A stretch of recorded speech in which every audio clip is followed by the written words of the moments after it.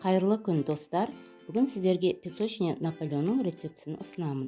Осы рецептпенен жасап көруге кеңес беремін. Себебі өзіме қатты ұнады. Ең алдымен ыдысымызға ұнды салып, оған бөлме температурасындағы еріген сары май менен бірге араластырамыз. Және қант ұлпасын, жұмыртқаның сарысын, су, 6% сірке суын құйып, қамырды илейміз.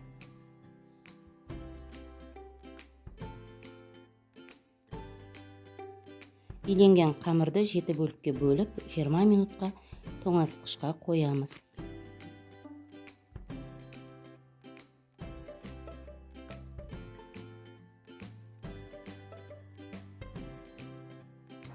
Кремін дайындаймыз. Ол үшін ыдысқа сүт құйып, отқа қоямыз. Барлық ингредиенттерді салып, үзбей былғап тұрамыз. Себебі астына жабысып қалуы мүмкін.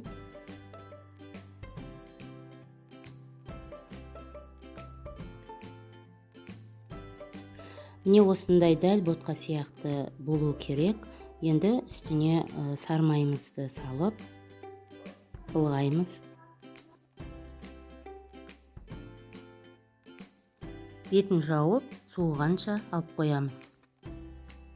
Бөлінген 7 зуаланы бір-бірлеп жаямыз және осылай қиып аламыз. Енді жайылған қамырды осылай шанышқы менен түртіп шығамыз, себебі көтеріліп кетпеу үшін. Енді ыдысқа салқын кілегейді құйып, миксерлейміз және де үстіне салқындатылған заварной кремді салып барлығын араластырамыз.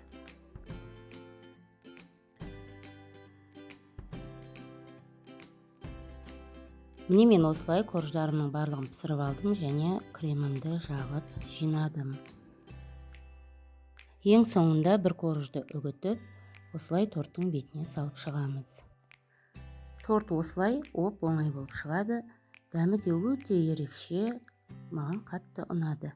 Сіздер де жасап көріңіздер.